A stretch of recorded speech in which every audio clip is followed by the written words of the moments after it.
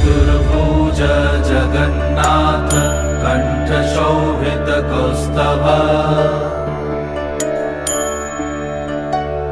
पद्मनाभ वेदगर्भ चन्द्रसूर्य विलकना जगन्नाथ लोकनाथ नीलाद्रीश परहरि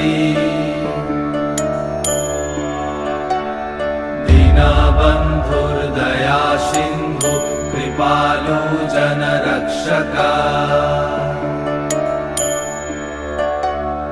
कम्बुपाणि चक्रपाणि पद्मनाभ नरोत्तम जगत्तं पालको व्यापी सर्वव्यापी सुरेश्वर